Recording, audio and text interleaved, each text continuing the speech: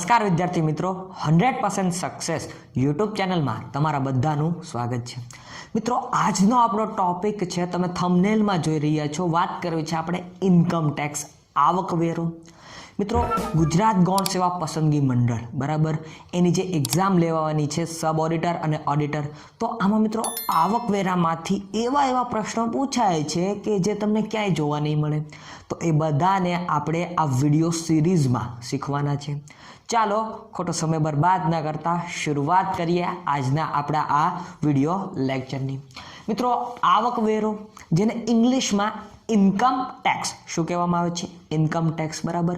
તમારી જે આવક થતી હોય એના ઉપર ભરવામાં આવતો ટેક્સ એટલે આવકવેરો, ઇન્કમ ટેક્સ બરાબર। જેટલી આવક થાય એના ઉપર જેટલો ટેક્સ ભરવામાં આવતો હોય એને ઇન્કમ ટેક્સ કહેવાય। મિત્રો, ઇન્કમ ટેક્સ કઈ રીતે ભરવો બરાબર, તો એના માટે આપણું જે બજેટ બહાર પાડવામાં આવતું હોય છે એમાં આપણા ફિનાન્સ મિનિસ્ટર હોય જે એ રાહત આપતા જતા હોય છે। એ નક્કી કરેલી જે ક્રાઇટેરિયા હોય એ મુજબ ટેક્સ ભરવાનો થતો હોય, એટલે એ પણ એક જાણજો।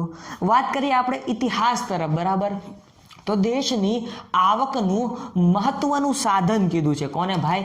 દેશની આવકનું મહત્વનું સાધન એટલે ઇન્કમ ટેક્સ। એટલે શું? ઇન્કમ ટેક્સ યાદ રાખતા જાઓ, આવા જ પ્રશ્નો પૂછાશે। કૌટિલ્ય, તો આ કૌટિલ્યને તમે ઓળખો છો, જેનું બીજું નામ ચાણક્ય છે બરાબર। તો આ ચાણક્યએ 3 વસ્તુ કીધી હતી, કર ઉઘરાવવા માટેની 3 વસ્તુઓ કીધી હતી। તો આ વસ્તુઓ પણ પૂછાય, યાદ રાખો કે કરવેરા લાદવાની શક્તિ મર્યાદિત છે। રાજા મહારાજા બરાબર, તમે જાણો છો, ઇતિહાસને ભણી ગયેલા છો, વાગળેલો છે, એટલા માટે કૌટિલ્ય ચાણક્યએ કીધું હતું કે રાજા પાસે કરવેરા લાદવાની શક્તિ મર્યાદિત હોય બરાબર। આડેધડ કંઈ કરવેરો ન નાખી દેવામાં આવે। આપણા ફિનાન્સ મિનિસ્ટર પણ કેટલું વિચારીને કરવેરાનો ક્રાઇટેરિયા નક્કી કરતા હોય, એક લેવલ નક્કી કરતા હોય કે આટલાથી આટલી ઇન્કમને ટેક્સ ભરવો અને ન ભરવો બરાબર। એ જ્યારે બજેટ બહાર પડશે ત્યારે હું સ્પેશિયલ વિડીયો બનાવીશ જ। તો મિત્રો, કરવેરા લાદવાની શક્તિ ખૂબ જ મર્યાદિત છે, આવું કૌટિલ્ય કહી ગયા। ત્યારબાદ બીજો પણ કહેતા ગયા કે કરવેરા ખૂબ ભારે છે કે ઓછા છે આવી લાગણી ન થવી જોઈએ। જો શું કીધું છે કે કરવેરા બહુ મોટો કરવેરો છે આવી, અને સાવ ઓછો કરવેરો આવી લાગણીનો અનુભવ પણ ન થવો જોઈએ પ્રજાને, આવું કૌટિલ્ય કહેતા ગયા। ત્રીજું એવું કહેતા ગયા કે કરવેરામાં ક્રમશઃ વધારો કરવો જોઈએ। જો એક સાથે કરવેરાનો ક્યારેય વધારો ન કરવો જોઈએ, ક્રમશઃ સ્ટેપ બાય સ્ટેપ વધારો કરવો જોઈએ, આવું પણ કૌટિલ્ય દ્વારા એક સૂચન કરવામાં આવેલું હતું। તો મિત્રો, આ કૌટિલ્ય ચાણક્ય જેને તમે કહો છો એના મંતવ્યો છે। દુનિયામાં સૌથી સમજણમાં અઘરું છે તો તે કરવેરો છે। આ વિધાન કોણ બોલ્યું હતું? આવો પ્રશ્ન પૂછાય છે મિત્રો, અને હસું હું એટલા માટે છું કારણ કે આલ્બર્ટ આઇન્સ્ટાઈન, તમે જાણો છો આ આલ્બર્ટ આઇન્સ્ટાઈન કોણ હતા, એનો દિમાગ કેવો હતો, એ પણ કહેતા ગયા કે ભાઈ દુનિયામાં સૌથી સમજણમાં અઘરું છે તો એ કરવેરો છે। આવો આલ્બર્ટ આઇન્સ્ટાઈન કહેતા ગયા, એટલે વિચાર કરો આ કેટલો કરવેરો અઘરો હશે। અઘરો નથી, સિમ્પલ જ છે, પરંતુ આલ્બર્ટ આઇન્સ્ટાઈનનું આ વિધાન પૂછાય છે। હા મિત્રો, આમાં ડીપમાં ઉતરો તો તમને અઘરો અવશ્ય લાગશે, પરંતુ આપણે આવી જ રીતે આને સંપૂર્ણ તમારી સમક્ષ મૂકવાનો હું પ્રયત્ન કરીશ। તો મિત્રો, થોડાક પ્રશ્ન પૂછાય છે એના રિલેટેડ વાત કરીએ કે ભારતમાં પણ પ્રાચીન કાળથી કરવેરો લેવાય છે। તો તમને ખ્યાલ પડી ગયો કે ભારતમાં પણ પ્રાચીન સમયથી રાજા મહારાજા કરવેરો ઉઘરાવતા જ હતી। ચોથ કર બરાબર, ચોથ, તો આ એક સ્પેશિયલ કરવેરો છે, એ કોના દ્વારા બહાર પાડવામાં આવતો, મતલબ કે કોણ ઉઘરાવતું, આ પ્રશ્ન પૂછાય તો એનો જવાબ તમારે મને કમેન્ટ સેક્શનમાં કમેન્ટ કરીને જણાવવાનો રહે। વાત કરીએ મિત્રો કે મનુસ્મૃતિ અને અર્થશાસ્ત્રના રચયિતા કોણ છે ભાઈ? કૌટિલ્ય। અને અર્થશાસ્ત્રના જે રચયિતા કૌટિલ્ય છે એ અર્થશાસ્ત્રમાં જ આ 3 વસ્તુઓ વિશેની વાત કરેલી છે કૌટિલ્યએ, તો એ પણ યાદ રાખો, પૂછાય છે આમાંથી પ્રશ્નો, એટલા માટે કહું છું કે કૌટિલ્ય બરાબર ચાણક્યનું પુસ્તક કયું છે, આવો પ્રશ્ન પૂછાય તો અર્થશાસ્ત્ર, સિમ્પલ છે। મિત્રો, 1857નો વિપ્લવ, 1857નો ખૂબ જ મોટા પાયાનો વિપ્લવ તમે જાણો છો, જોયો હશે। તો આ સમયે અંગ્રેજો પાસે પૈસા ખૂટી ગયા। શું કામ? કે આ બધા દમન નીતિ થતી હતી બરાબર, એની પાસે પૈસા ખૂટી ગયા, મતલબ કે બ્રિટિશ સરકાર પાસે ભારતને ચલાવવા માટેના નાણાં ખૂટવા લાગ્યા. તો એના કારણે ફેબ્રુઆરી 1860ની આજુબાજુ આપણી જે બ્રિટિશ સરકાર એ વખતે આપણી પર રાજ કરતી હતી એવા અંગ્રેજો બ્રિટિશ સરકાર તરીકે ઓળખાય છે. તો આ બ્રિટિશ સરકારે ફેબ્રુઆરી મહિનો યાદ રાખવાનો, 1860ની સાલવારી યાદ રાખવાની. આ સમયગાળા દરમિયાન એક વેરો નાખ્યો અને જે કરવેરા તરીકે ઓળખાવા લાગ્યો. તો આ થોડીક ડિટેલમાં સમજૂતી સાથે માહિતી છે, તમે આને લખી પણ શકો છો. અને હા, અમારી ટેલિગ્રામની ચેનલ પણ છે જેની લિંક નીચે ડિસ્ક્રિપ્શનમાં છે. સાથે સાથે અમારી જે આ યુટ્યુબ ચેનલ છે એની સાઈડમાં તમને જોઈન બટન બતાતું હશે, તો આ જોઈન બટનમાં તમે જોઈન કરી લેજો. ત્યાં તમને સ્પેશિયલ ઓડિટરના વિડીયો જોવા મળશે. મિત્રો વાત કરીએ તો બંધારણ શું કહે છે ભાઈ? આપણું બંધારણ તો કાંઈક કહેતું હશે ને, કરવેરો ઉઘરાવો કે ન ઉઘરાવો, આના વિશે આપણું બંધારણ શું કહે છે એની વાત કરીએ તો અનુચ્છેદ 265 બરોબર, 265 એટલે 265 આ અનુચ્છેદ છે. અનુચ્છેદ આવું કહે છે કે રાજ્યને કર ઉઘરાવવાની સત્તા છે.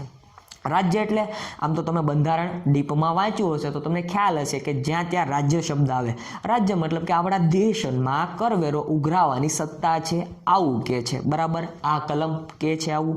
તો આ કલમ પૂછાય, યાદ રાખો, અનુચ્છેદ 265 યાદ રહી જાય એવી છે, સિમ્પલ 265. બરાબર.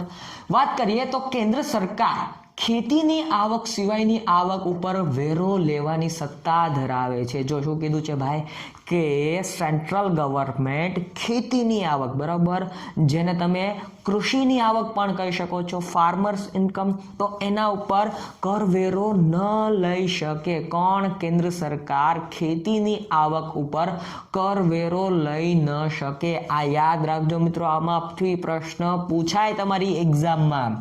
વાત કરીએ મિત્રો પરિચય, તો પરિચયમાં વાત આવે છે આવકવેરો.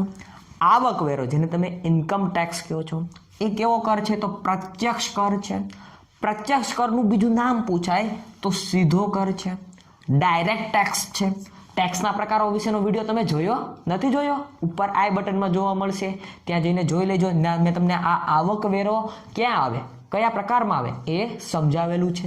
યાદ રાખો કે આવકવેરો પ્રત્યક્ષ કર છે, બરાબર, સીધો કર છે, ડાયરેક્ટ ટેક્સ છે, વહીવટી અથવા તો મધ્યસ્થ સરકાર. જો શું કીધું છે ભાઈ, આનો વહીવટ કોણ કરે છે?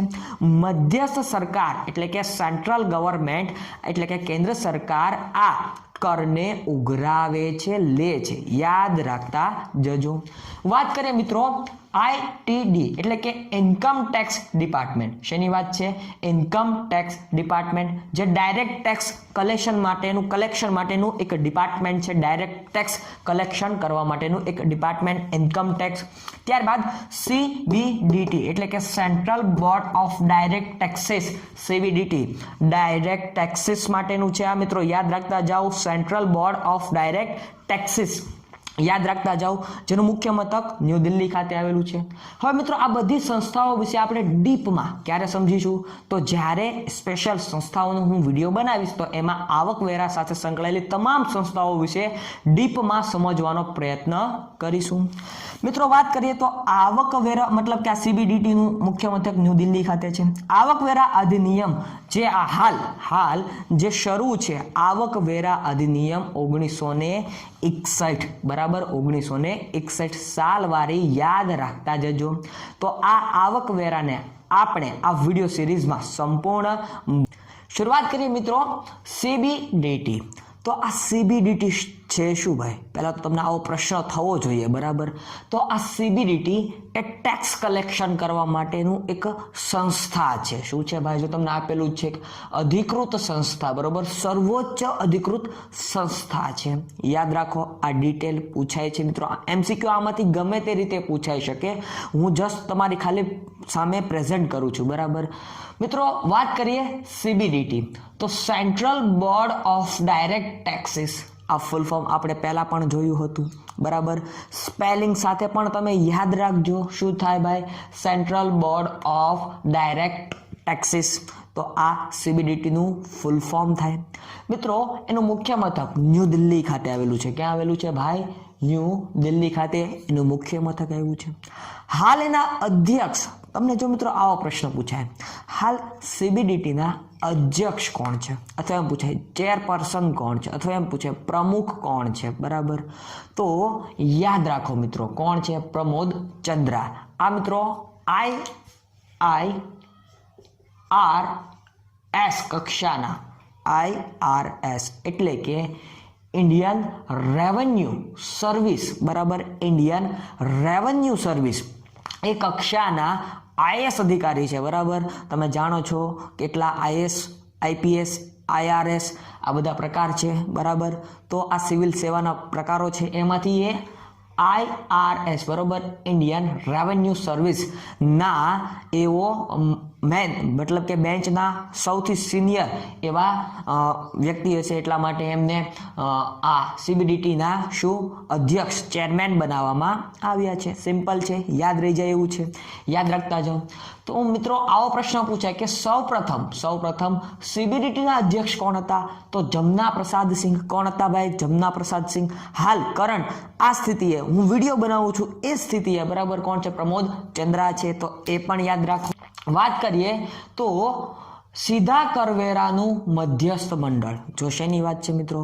સીધા, બરાબર, ડાયરેક્ટ ટેક્સીસનું આ એક મધ્યસ્થ મંડળ છે, બરાબર, જેના દ્વારા ડાયરેક્ટ ટેક્સીસ કલેક્ટ કરવામાં આવે છે. ઇન્કમ ટેક્સ ડિપાર્ટમેન્ટના હેઠળ જ આ કામ કરતી સંસ્થા છે, એ તો ઓબ્વિયસલી તમને ખ્યાલ પડી જ ગયો હશે મિત્રો. સીધા કરવેરાનું મધ્યસ્થ મંડળ છે, સર્વોચ્ચ અધિકૃત સંસ્થા છે. જો શું કીધું છે કે સર્વોચ્ચ અધિકૃત સંસ્થા છે.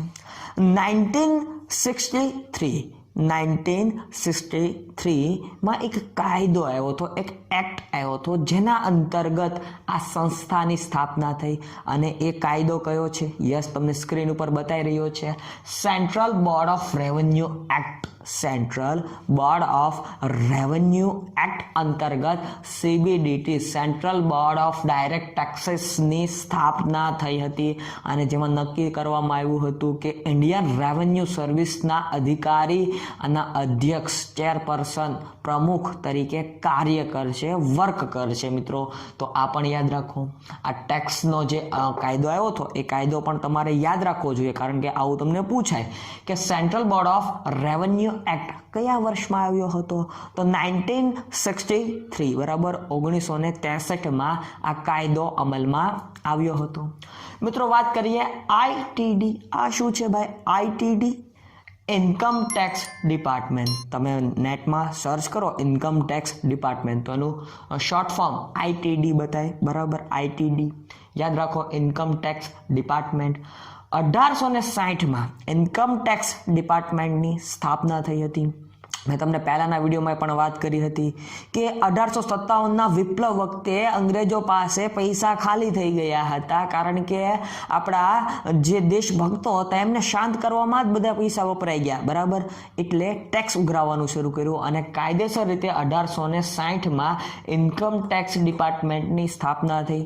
આમ તેનું મુખ્ય મથક તમને ખબર જ હોવી જોઈએ, ન્યૂ દિલ્હી ખાતે એનું મુખ્ય મથક આવેલું છે ભાઈ. ક્યાં આવેલું છે? ન્યૂ દિલ્હી ખાતે એનું મુખ્ય મથક આવેલું છે. રેડી? યાદ રહી જાય તો આ બધી ડિટેલોમાંથી MCQ નીકળે તો તમને તો આવડવા જ જોઈએ. વાત કરીએ મિત્રો ઇન્કમ ટેક્સ એક્ટ, બરાબર, ઇન્કમ ટેક્સ એક્ટ આવકવેરા ધારો છે. ક્યારે આવ્યો હતો? તો 1961માં આ આવકવેરો ધારો, બરાબર, ઇન્કમ ટેક્સ એક્ટ જેને કહેવામાં આવે છે ઇંગ્લિશમાં, એ 1961માં આવ્યો હતો, આપણી સમક્ષ પ્રસ્તુત થયો હતો. તારીખ યાદ રાખજો, 1/4/1962, બરાબર. આ દિવસથી મિત્રો આપણા આ કાયદાનો અમલ શરૂ થયો. યાદ રાખજો આ બાબતને. ત્યારબાદ બેનામી ટ્રાન્ઝેક્શન એટલે કે પ્રોહિબિશન એક્ટ. જો મિત્રો આ ઇન્કમ ટેક્સ ડિપાર્ટમેન્ટ શું બહાર પાડે છે મિત્રો? તો યાદ રાખો કે વિવિધ પ્રકારના કાયદાઓ કે જે કોઈક ને કોઈક રીતે આગળ ભવિષ્યમાં પણ ઉપયોગી થાય, સાબિત થાય એવા બનાવે છે. તો benami transaction act, prohibition act, sorry, તો એ 1988માં બનાવ્યો હતો. આ કાયદો પૂછાણો હતો, બરાબર. તમને એક એક્ઝામ લેવાની હતી, એક્ઝામ મને યાદ નથી, આ કાયદો પૂછાણો હતો કે બેનામી ટ્રાન્ઝેક્શન પ્રોહિબિશન એક્ટ કયા વર્ષમાં બનાવવામાં આવ્યો હતો? તો 1988 બરાબર 1988. 2 આંકડા યાદ રાખો. આ સાલવાળી દરમિયાન આને બનાવવામાં આવ્યો હતો. બ્લેક મની એક્ટ, કાળા નાણાં બરાબર, કાળા નાણાં માટેનો જે કાયદો 2015માં પીએમ આપણે શ્રી નરેન્દ્રભાઈ મોદી આવ્યા એ વખતે બનાવવામાં આવ્યો હતો. તો આ કાયદો પણ પૂછાઈ ગયો હતો, યાદ રાખવો જોઈએ આ કાયદો પણ. ત્યારબાદ મિત્રો આ TRACES બરાબર, આ એક સેવા છે, આ એક સિસ્ટમ છે જે બનાવવામાં આવી હતી અને આપણી જે ગુજરાત ગૌણ સેવા પસંદગી મંડળની ટીમ હોય એમના દ્વારા આમાંથી પ્રશ્ન નીકળ્યો હતો મિત્રો, એટલા માટે મારે આ ટોપિક તમારી સમક્ષ પ્રસ્તુત કરવો પડ્યો. તો મિત્રો આનું ફૂલ ફોર્મ શું થાય? TDS નું ફૂલ ફોર્મ શું થાય? તમે પહેલા મને કમેન્ટ સેક્શનમાં કમેન્ટ કરીને કહો. તો TDS reconciliation analysis and correction enabling system 2012માં આ એક સિસ્ટમ લોન્ચ કરવામાં આવી હતી આવકવેરા ડિપાર્ટમેન્ટ દ્વારા બરાબર, આવકવેરા ખાતા દ્વારા બહાર પાડેલી આ એક સિસ્ટમ છે. તો આ સિસ્ટમનું ફૂલ ફોર્મ પૂછાણું હતું, એટલા માટે મારે આ એક સ્પેશિયલ વિડીયો પણ બનાવવામાં આવ્યો. અને હજી આપણે વર્ષ વાઇઝ બરાબર, કયા વર્ષમાં કઈ સિસ્ટમ આવી, કયા વર્ષમાં કઈ સાઇડ લોન્ચ થઈ એની માહિતી લેવાની છે. તો વિડીયોને સંપૂર્ણ જોજો. તો મિત્રો શરૂઆત એટલે કે ઇન્કમ ટેક્સથી લઈને એની જે વર્ષે કંઈક ને કંઈક નવી યોજના અથવા નવા જે ફૂલ ફોર્મ આવે છે એને હું તમારી સમક્ષ પ્રસ્તુત કરું છું. વિડીયોને સંપૂર્ણ જોજો. વાત કરીએ 2002ની, તો 2002માં computerise return all over the country આવું નક્કી કરવામાં આવ્યું બરાબર. કોના કહેવાથી? તમે જાણો છો વિજય કેલકર સમિતિ બરાબર, વિજય કેલકર સમિતિની રચના કરવામાં આવી. એ સમિતિએ કંઈક આવું કીધું કે computerise return all over the country બરાબર, જે રિટર્ન ફિલ કરો છો એ કમ્પ્યુટરાઇઝ હોવું જોઈએ, આવું વિજય કેલકર સમિતિ દ્વારા કહેવામાં આવ્યું હતું અને જેને એપ્લાય કરવામાં આવ્યું હતું. તો આ પણ તમારે યાદ રાખવું જોઈએ. ત્યારબાદ મિત્રો આગળ વધીએ તો એ જ સમયમાં એટલે કે 2002માંથી www એટલે કે world wide web income tax india.gov.india મતલબ કે આ ઇન્કમ ટેક્સની જે ઓફિશિયલ વેબસાઇટ છે એ વેબસાઇટ લોન્ચ કરવામાં આવી હતી. કોના કહેવાથી? ડૉક્ટર વિજય બરાબર, વિજય કેલકર. તમે જાણો છો આ વિજય કેલકર સમિતિ વિશે, વિજય કેલકર સમિતિ વિશેની તમામ ડિટેલ તમે જાણતા હોય એટલી કમેન્ટ સેક્શનમાં કમેન્ટ કરીને કરો અને ભરી દો કમેન્ટ સેક્શનને. અને હા મિત્રો મારે કહેવું હતું કે અમુક લોકો ખોટી કમેન્ટો કરે છે બરાબર, મને કોઈ ફરક નહીં પડે, હું મારા વિડીયો બનાવવા જ કરીશ.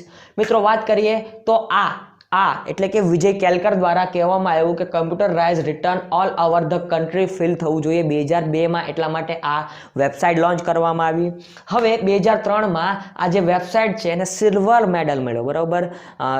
એ વખતે એવું હતું કે જે સારી એવી વેબસાઇટ હોય એમને પણ પ્રોત્સાહન આપવામાં આવતું. તો આપણી આ ગવર્મેન્ટ વેબસાઇટને જ આ સિલ્વર મેડલ મળ્યો હતો. 2004 આવી ગયો, વર્ષ આવી ગયું 2004.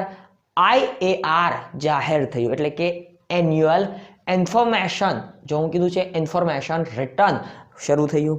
ત્યારબાદ FBT તમે જોઈ રહ્યા છો, ફોરેન બેનિફિટ ટેક્સ. તો આ એક ખાસ એમાં આવતો ટેક્સ છે, તો એની વાત કરવા મળી. ત્યારબાદ STT એટલે કે સિક્યુરિટીઝ ટ્રાન્ઝેક્શન ટેક્સ. જો સિક્યુરિટીઝના ફેરબદલ પાછળ જે ટેક્સ લાગે છે એ ટેક્સ 2004થી આવ્યો બરાબર. 2005ની સાલવારી આવી ગઈ. 2005ની સાલવારીમાં શિપિંગ કંપનીઓ વચ્ચેનો જે ટેક્સ હતો એની વાત થવા લાગી. શિપિંગ ટેક્સ કઈ રીતે હોઈ શકે, તો એ 2005માં લાવ્યો. ત્યારબાદ BCTT એટલે કે બેન્કિંગ કેશ, જો બેન્કિંગ કેશ ટ્રાન્ઝેક્શન ટેક્સ બરાબર, બેન્કિંગના જેટલા પણ વ્યવહારો થાય એની પાછળ પણ ટેક્સ લાગે છે ને, તો એ પણ મિત્રો 2005માં આવ્યો બરાબર. શિપિંગ કંપની અને BCTT આ તમને ફૂલ ફોર્મ પૂછાય એટલા માટે હું તમારી સમક્ષ પ્રસ્તુત કરું છું. મિત્રો 1/6/2005થી આ ટેક્સ લાગુ પડ્યા હતા બરાબર, યાદ રાખજો. 2006 આવી ગયું તો ઈ ફિલિંગ પ્રોજેક્ટ લોન્ચ કરવામાં આવ્યો. જો ઈ ફિલિંગ બરાબર, તમે જે ટેક્સ રિટર્ન ફાઇલ કરો છો એનું ઈ ફિલિંગ એટલે કે ઇલેક્ટ્રોનિક ફિલિંગનું પ્રોજેક્ટ લોન્ચ કરવામાં આવ્યો હતો. ત્યારબાદ TRS સિસ્ટમ લાગુ કરવામાં આવી, સ્કીમ લાગુ કરવામાં આવી. તો ટેક્સ રિટર્ન પ્રેપર સ્કીમ, જો શું કીધું છે ટેક્સ રિટર્ન પ્રેપેર સ્કીમ લાગુ કરવામાં આવી. તો એ પણ તમારે યાદ રાખવું જોઈએ કારણ કે ફૂલ ફોર્મ પૂછાઈ શકે. 2007માં આવી જઈએ તો આસ્ક એટલે કે આયકર સેવા કેન્દ્ર આ શરૂ કરવામાં આવ્યા. ક્યારે? 2007માં આયકર સેવા કેન્દ્ર શરૂ કરવામાં આવ્યા. ત્યારબાદ ITDMS એટલે કે integrated tax payer data management system launch કરવામાં આવી. જો આ સિસ્ટમ યાદ રાખજો, ITDMS બરાબર. ITDMS એટલે કે integrated tax payer data management system જે 2007માં લોન્ચ કરવામાં આવી. ત્યારબાદ મિત્રો 2012માં આપણે આની વિશે બહુ ડિટેલમાં વાત કરી જ લીધી છે. તમે વિડીયોમાં સંપૂર્ણ આના વિશે ભણી ગયા છો બરાબર. એટલા માટે મારે આ બધી ડિટેલ તમારી સમક્ષ પ્રસ્તુત કરવામાં આવી. 2014માં સાઇટ સારી કરવામાં આવી, મતલબ કે જે વેબસાઇટ છે તમે જોઈ રહ્યા છો, આ વેબસાઇટ લોન્ચ થઈ ગઈ હતી, તો એ વેબસાઇટને ડેવલપ કરવામાં આવી, સારી બનાવવામાં આવી. એ કોના કહેવાથી? તો એક કમિટી રચાણી હતી, એનું જે કમિશન રચાણું હતું એના કહેવાથી સાઇટનો થોડોક ચેન્જીસ કરવામાં આવ્યો, ફેરફાર કરવામાં આવ્યો. તો એ TARC એટલે કે ટેક્સ એડમિનિસ્ટ્રેટિવ રિફોર્મ્સ કમિશન. જો યાદ રાખો મિત્રો, TARC એટલે કે ટેક્સ એડમિનિસ્ટ્રેટિવ રિફોર્મ્સ કમિશન. એના દ્વારા જે ટેક્સમાં ફેરફાર થાય એમાં એનો સૂચન કરવામાં આવ્યું કે વેબસાઇટને પણ થોડીક સારી ડેવલપ કરવી જોઈએ. એટલે હાલ તમે જે વેબસાઇટ જોઈ રહ્યા છો ઇન્કમ ટેક્સ ડિપાર્ટમેન્ટની, એ બનાવવામાં આવી. તો મિત્રો, खुद को कर बुलंद इतना कि खुद खुदा भी बंदे से पूछे बता तेरी रजा क्या है. કવિ કબાલની આ એક પંક્તિ સાથે આજના આપણા ટોપિકની શરૂઆત કરીએ. મિત્રો, તમે જોઈ રહ્યા છો 100% સક્સેસ યુટ્યુબ ચેનલ. તો આ યુટ્યુબ ચેનલને હજુ સુધી તમે સબસ્ક્રાઇબ ન કરી હોય તો એ કરી લેજો. અને હા, વિડીયોને લાઇક, શેર અને કમેન્ટ કરવાનું પણ ન ભૂલતા. મિત્રો, આવકવેરો ઇન્કમ ટેક્સ. તો ઇન્કમ ટેક્સના 2 પાર્ટ મેં બનાવી દીધા છે. જે તમે નથી જોયા તો તમને ઉપર આઈ બટન કરીને આવશે, એમાં જોવા મળશે. મિત્રો, વાત કરવી છે આજના આપણા આ ટોપિકની, તો આવકવેરા ઇન્કમ ટેક્સમાં ટેક્સ ડિડક્શન જેને કહેવામાં આવે છે, કર બાદ, શુદ્ધ ગુજરાતી કર બાદ મળે છે, જેની કલમો GSSB ગુજરાત ગૌણ સેવા પસંદગી મંડળની જે ઓડિટર સબ ઓડિટરની એક્ઝામ લેવાય છે એમાં પૂછાય છે. એટલા માટે જ મેં આ ટોપિકનો એક સ્પેશિયલ વિડીયો તમારી સમક્ષ પ્રસ્તુત કર્યો છે. તો ચાલો શરૂઆત કરીએ. મિત્રો, તમે જોઈ રહ્યા છો કર બાદ આવકવેરાનો આ ત્રીજો વિડીયો છે. કર બાદની જે કલમો છે એના વિશે વાત કરવી છે. તો પહેલી જ કલમ ACC છે 18C. જો આપેલું જ છે 18C બરાબર. તો 18C શું કહે છે મિત્રો? આ 80C શું કહે છે? તો કોઈ પણ SSC કોને કહેવાય? જે કર ભરતા હોય એને SSC કહેવાય. તો કોઈ પણ SSC ACC અંતર્ગત PPF માં રોકાણ કરે. Public provident fund. શું કીધું છે? Public provident fund. આવું ફૂલ ફોર્મ પણ પૂછાય, સાથે સાથે એ પણ યાદ રાખતા જાઓ. એક્સ્ટ્રા નોલેજ કહેવાય જેને, યાદ રાખતા જાઓ. તો મિત્રો, PPF પબ્લિક પ્રોવિડન્ટ ફંડ, આમાં પૈસા રોકે. EPF, હવે તમે એમ કે છો આનું તો ફૂલ ફોર્મ નથી આવડતું, તમને આવડે છે. એમ્પ્લોયમેન્ટ પ્રોવિડન્ટ ફંડ, તો આમાં પૈસા રોકતા હોય. અથવા LIC બરાબર, life insurance corporation of India, તો LIC માં પૈસા રોક્યા હોય. અથવા NSC નેશનલ સેવિંગ સર્ટિફિકેટમાં પૈસા રોક્યા હોય. અથવા NPS નેશનલ પેન્શન સ્કીમમાં પૈસા રોક્યા હોય. તો આ બધામાં પૈસા રોક્યા હોય. સાથે સાથે 5 વર્ષ અથવા તેથી વધુ, 5 વર્ષ અથવા તેથી વધુ, જો પ્લસની નિશાની મેં કરી છે. FD in bank or post. જો FD ફિક્સ ડિપોઝિટ તરીકે મૂકેલી હોય બેંકમાં અથવા પોસ્ટ ઓફિસમાં, તો આ બધી તમને કર બાદ તરીકે મળી. કઈ કલમ અંતર્ગત? તો ACC અંતર્ગત, 18C અંતર્ગત આ કર બાદ તરીકે તમને બધી રકમો મળતી હોય. બાળકોની શૈક્ષણિક ફી. તો 2 બાળકોની શૈક્ષણિક ફી તરીકેની જે રકમ થતી હોય મિત્રો, એને પણ કર બાદ તરીકેની કલમમાં સમાવેશ કરેલો છે. હાઉસિંગ લોન રીપેમેન્ટ આવતું હોય બરાબર, તો એને પણ કર બાદ તરીકે તમારી સમક્ષ રજૂ કરવામાં આવેલી છે. તો મિત્રો યાદ રાખો કે એસીસી 18C અંતર્ગત શું આવે? PPF public provident fund, video જોતા જ યાદ રાખો, PPF public provident fund, EPF employment provident fund, EPF, PPF, EPF, ત્યારબાદ LIC life insurance corporation of India, LIC બરાબર, ત્યારબાદ એનએસસી નેશનલ સેવિંગ સર્ટિફિકેટ, ત્યારબાદ એનપીએસ નેશનલ પેન્શન સ્કીમ અંતર્ગત, ત્યારબાદ 5 વર્ષથી વધુ બેંકમાં અથવા પોસ્ટ ઓફિસમાં એફડી તરીકે ફિક્સ ડિપોઝિટ તરીકે મૂકેલી રકમ, 2 બાળકોની શૈક્ષણિક ફી અને હાઉસિંગ લોન રીપેમેન્ટનો ઓપ્શન, આ બધા જનો સમાવેશ 18C બરાબર. એસીસી જો યાદ રાખજો, 18 નથી બોલતો, એસી 8 0 અને સી અંતર્ગત બાદ મળે છે, ડિડક્શન મળે છે. યાદ રાખો, આ પ્રશ્નો પૂછાય છે, પ્રશ્નાવો હોય કે એનએસસી મતલબ કે નેશનલ સેવિંગ સર્ટિફિકેટ કઈ કલમ અંતર્ગત કર બાદ મળે છે? તો 80C બરોબર, 80C અંતર્ગત મળે છે, યાદ રાખો. હવે આવી જઈએ એસીડી 80D બરાબર. તો કલમ 80D મતલબ કે એસીડી, શુદ્ધ ગુજરાતી બોલીશ, ઇંગ્લિશ બોલીશ, યાદ રહે એમ યાદ રાખો બરાબર. મિસ્ટેક થતી હોય તો પણ મને કમેન્ટમાં કહો, અને હા અમુક લોકો ખોટી પણ કમેન્ટ કરતા હોય, મને કોઈ પણ વાંધો નથી, કમેન્ટ કરો તમારે બરાબર. બાકી તમારા પ્રશ્નો હોય એના કમેન્ટ સેક્શનમાં લખો, હું જવાબ અવશ્ય આપીશ, પણ હું ફ્રી થાવ ત્યારે. આ એક મારી કન્ડિશન રહેશે. એસીડી બરોબર. તો મેડિકલ ઇન્સ્યોરન્સ અને પ્રિવેન્ટિવ હેલ્થ ચેકઅપ, જો આ ભૂલાઈ જાય લોકોને, આ ભૂલાઈ જતું હોય કે 80D અંતર્ગત medical insurance, medical claim, medical તો આવે જ છે મિત્રો, મેડિકલ ઇન્સ્યોરન્સ તો આવે જ છે, પરંતુ પ્રિવેન્ટિવ હેલ્થ ચેકઅપ આ પણ આવે છે, તો આને પણ યાદ રાખો. તો આ મેડિકલ હેલ્થ હોવું કોનું જોઈએ, આવો પ્રશ્ન થાય. તો મેડિકલ હેલ્થ મિત્રો પોતાનું હોવું જોઈએ, સેલ્ફ, જેને શું કહેવાય, સેલ્ફ હોવું જોઈએ, અથવા બાળકોનું હોવું જોઈએ બરોબર. સ્વપોન્સ એવું કહેવામાં આવ્યું છે, ઇંગ્લિશમાં વાંચો તો વધારે ડીપમાં તમને ખબર પડે, બાળકોનું હોવું જોઈએ. હવે આ પ્રિવેન્ટિવ હેલ્થ શું છે? પ્રિવેન્ટિવ હેલ્થ છે શું? તો વર્ષ દરમિયાન ટેસ્ટ પાછળ તમે જે પણ ખર્ચો કરાવો છો એનો સમાવેશ પ્રિવેન્ટિવ હેલ્થમાં થાય.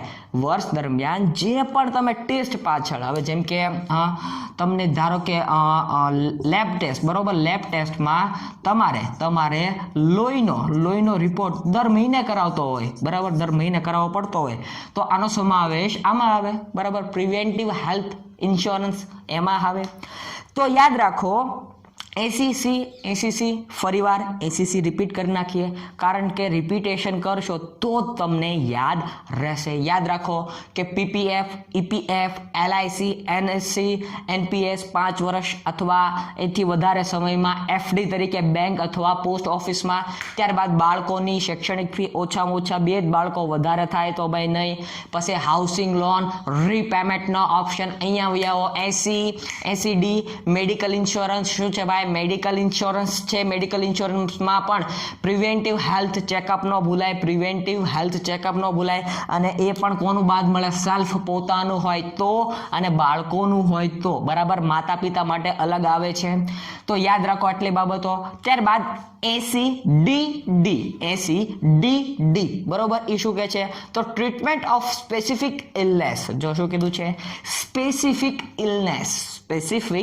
ઇલનેસ માટેની વાત હોય તો એના માટે આવે છે કલમ એસીડી બરોબર, જેમાં આવે છે બાળકો અથવા માતા પિતાનું જો કોઈ ઇલનેસ હોય, માંદગી હોય, તો એનો સમાવેશ આમાં થાય. ક્ષય, ટીબી એના રોગનો સમાવેશ આમાં થાય.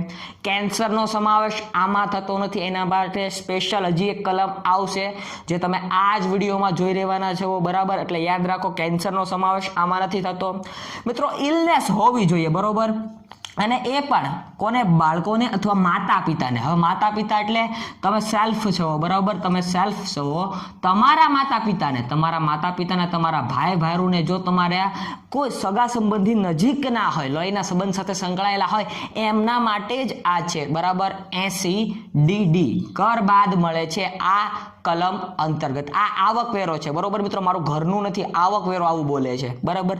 તો ડિસેબિલિટી મતલબ કે ક્ષમતા, તો 40% વધુ ડિસેબિલિટી હોય તો એને આ કર બાદની રકમ મળતી હોય છે. યાદ રાખો આ તમામે તમામ કલમોને.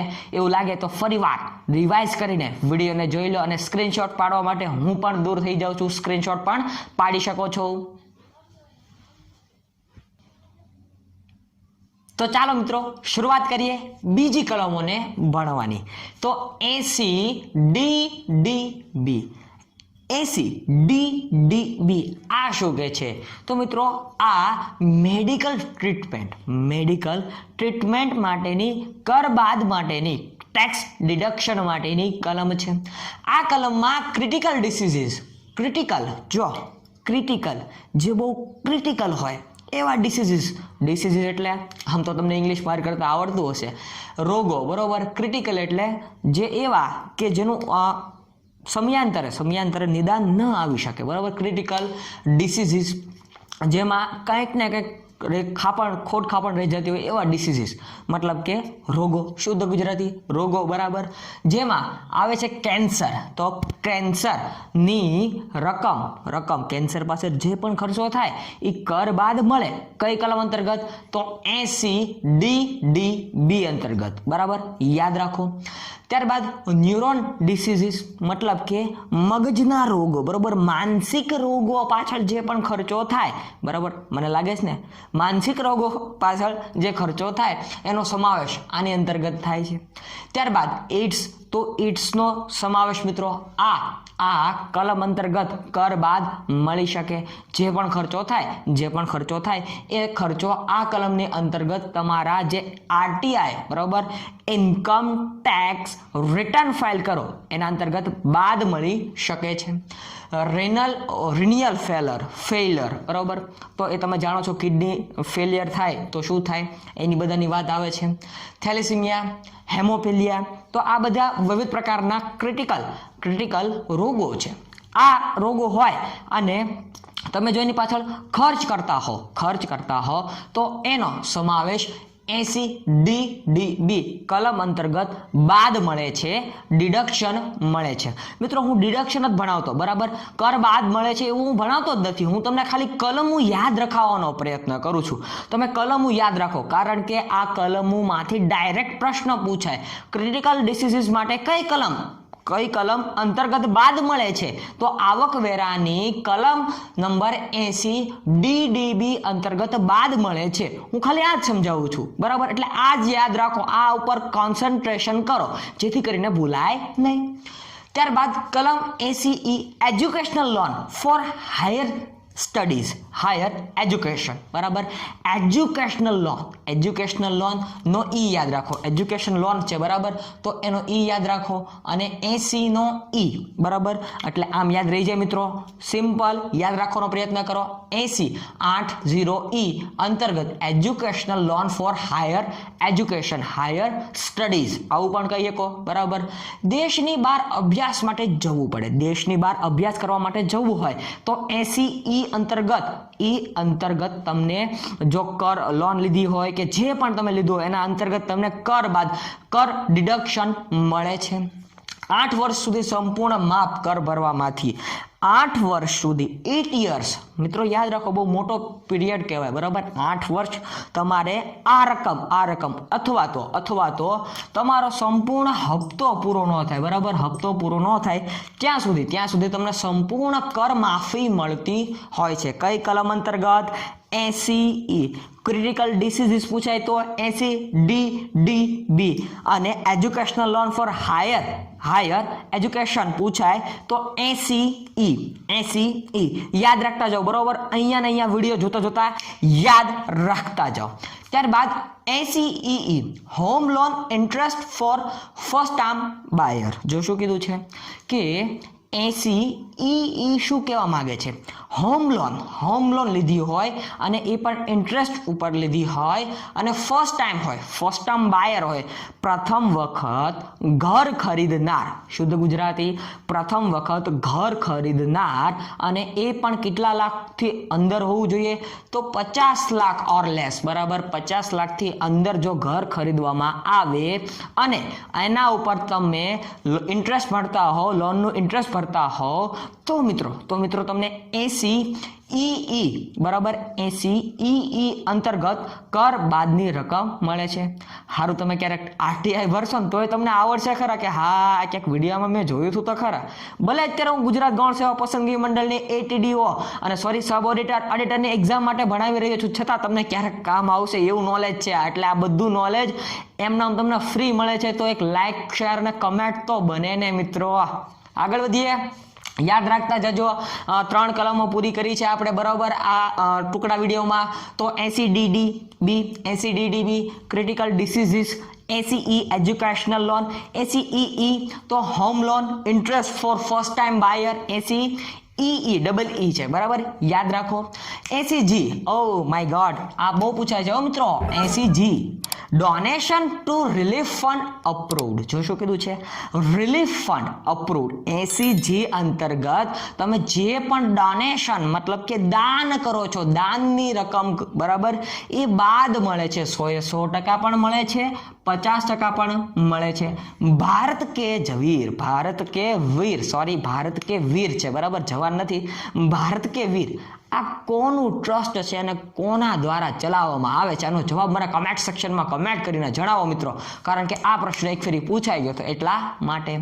તો 80G અંતર્ગત તમે ડોનેશન આપો, બરાબર? એ પણ કર બાદની રકમ તરીકે તમને મળે છે. તમે કોઈ ટ્રસ્ટમાં દાન કરો છો, કોઈ ધાર્મિક સંસ્થા છે જે નોંધાયેલી છે, બરાબર, એમાં દાન કરો છો, તો આ બધા તમને બાદ મળે છે 80G અંતર્ગત. Donation to relief fund approved, બરાબર? આવું તમને ટાઇટલ આપેલું છે, એમાં 50% અને 100% તમને કર બાદ મળે છે. ટ્રસ્ટનું ન ભૂલાય, મેં લખી દીધું ટ્રસ્ટ અને સંસ્થામાં તમે ડોનેશન આપો છો, દાન આપો છો, તો એ પણ કર ભરવામાંથી બાદ મળે છે.